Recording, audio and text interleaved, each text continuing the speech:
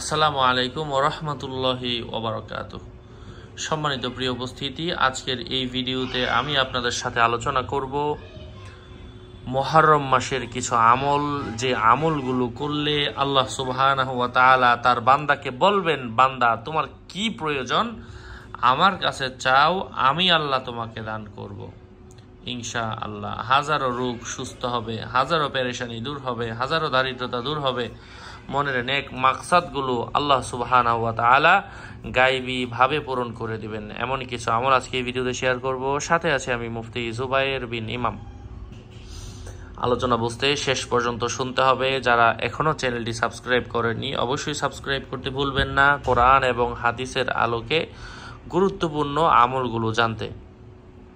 আমি প্রত্যেক ভিডিওতেই বলি, আমার ভেরিফাইড চ্যানেলের ডিসক্রিপশন বক্সে ক্লিক করলে পেজ এবং আইডি আসবে। এর বাইরে অন্য কোনো পেজ নাই, আইডি নাই, ইমো নাই, হোয়াটসঅ্যাপ নাই, টিকটক নাই। সাবধান, আমার নাম আর ছবি থাকলে আমি না, প্রত্যেক ভিডিওতে কিন্তু সাবধান করা হয়, সতর্ক করা হয়।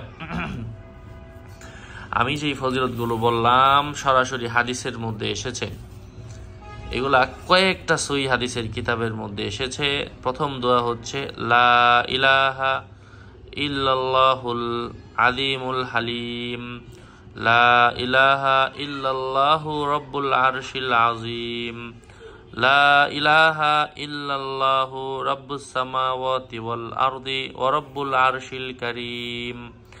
এটা এত গুরুত্বপূর্ণ হাদিস যা সহিহ বুখারী, মুসলিম, তিরমিজি, ইবনে মাজাহ এবং নাসাই শরীফের মধ্যে এসেছে। সুবহানাল্লাহি ওয়া বিহামদিহি। এই হাদিসের অর্থ হচ্ছে আল্লাহ তাআলা ছাড়া কোনো উপাস্য নেই যিনি মহান ও ধৈর্যশীল। আল্লাহ তাআলা ছাড়া কোনো উপাস্য নেই যিনি মহান আরশের অধিপতি।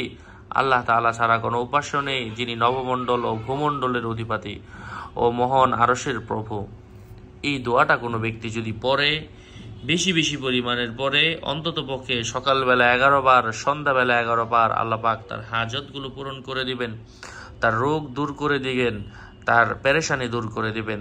দ্বিতীয় দোয়া এসেছে, অথবা এই দোয়াটাও পড়তে পারেন, লা ইলাহা ইল্লাল্লাহুল হালিমুল কারীম, লা ইলাহা ইল্লাল্লাহু রাব্বুল আরশিল আযীম, লা ইলাহা ইল্লাল্লাহু রাব্বুস সামাওয়াতি ওয়াল রাব্বুল আরদি ওয়া রাব্বুল আরশিল কারীম। আল্লাহু আকবার। নিচে উচ্চারণ দেওয়া আছে। এটার অর্থটাও আগেরটার মতোই, এত গুরুত্বপূর্ণ দোয়া। দ্বিতীয় দোয়াটা আপনারা যে যেটা পারেন মুখস্থ করে নেবেন। আমি তো এগুলো বলতেও পারতাম, আমি সরাসরি আপনাদেরকে দুই একজন পড়ার জন্য, যারা পড়েন তাদের জন্য কিন্তু আমি সরাসরি মানে যেটা দিয়ে আপনাদের সুবিধা, নিচে এই যে আরবি কিতাব আছে সেটা না দেখায় আমি যেটা বাংলায় বের হয়েছে শর্টকাটে সহজে এমনই আমলটা দেখাচ্ছি। যাই হোক, এই দোয়াটার অর্থ হচ্ছে, দেখেন এখানে কত চমৎকার অর্থ দেওয়া আছে। আল্লাহ ছাড়া কোনো উপাস্য নেই যিনি ধৈর্যশীল ও অনুগ্রহশীল। আল্লাহ তাআলা ছাড়া কোনো উপাস্য নেই যিনি মহান আরশের অধিপতি। আল্লাহ ছাড়া কোনো উপাস্য নেই যিনি নবমণ্ডল ও ভূমণ্ডলের প্রতিপালক ও আরশে কারীমের প্রতিপালক। সুবহানাল্লাহ। অথবা আরও দোয়া এসেছে, আপনারা চাইলে এই দোয়াটাও পড়তে পারেন, যার কাছে যেটা সহজ মনে হয়। কেউ চাইলে সবগুলাও করতে পারেন, কারণ ভাগ্যের তালা আল্লাহ কার কোনটা দিয়ে খুলে দেন বলা যায় না। এটা হচ্ছে লা ইলাহা ইল্লাল্লাহুল হালিমুল আযীম, লা ইলাহা ইল্লাল্লাহু রাব্বুল আরশিল আযীম। ইবনে আবু আওয়ানাত কিতাব থেকে এসেছে।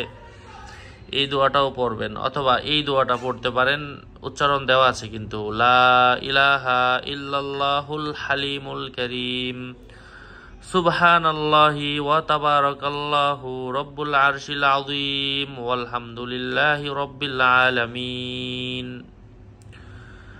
অর্থ, আল্লাহ ছাড়া কোনো উপাস্য নেই যিনি ধৈর্যশীল ও অনুগ্রহশীল। আমি আল্লাহ তাআলার পবিত্রতা ঘোষণা করছি।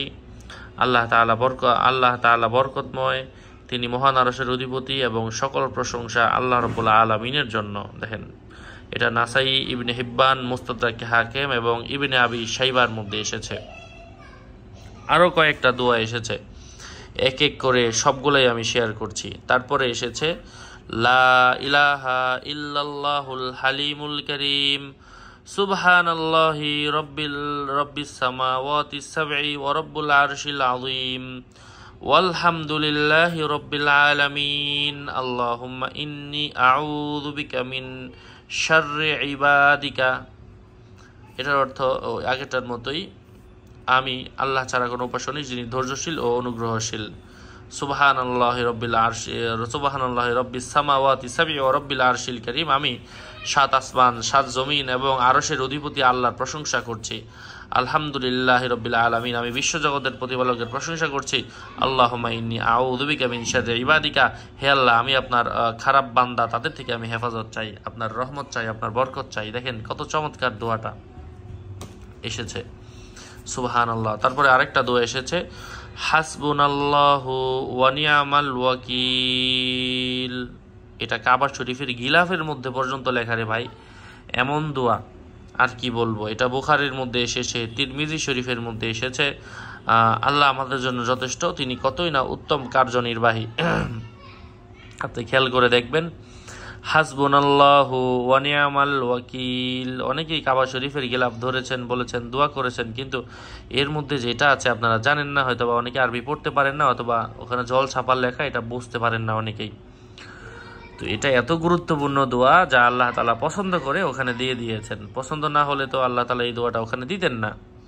তারপরে আরো দোয়া এসেছে এটার কাছাকাছি, হাসবুনাল্লাহু এখানে দেওয়া আছে ওয়া নি'মাল ওয়াকিল, হাসবুনাল্লাহু এখানে নাল্লাহু দেওয়া, ঠিক একই দোয়া এখানে দেওয়া আছে হাসবিয়াল্লাহু ওয়া নি'মাল ওয়াকিল। হাসবু না ছিল গত পৃষ্ঠায়, এটা ছিল হাসবিয়াল্লাহু, আল্লাহ আমার জন্য যথেষ্ট, আর আগেরটা ছিল আমাদের জন্য যথেষ্ট, একই কথা। আপনি যেটা ইচ্ছা ওইটা পড়বেন। 7 নম্বরে এসেছে আল্লাহু আল্লাহু রাব্বি লা উশরিকু বিহি শাইআ। আল্লাহু আল্লাহু রাব্বি লা উশরিকু বিহি শাইআ। আল্লাহ আমার প্রতিপালক, তার সাথে আমি কাউকে শরীক করি না।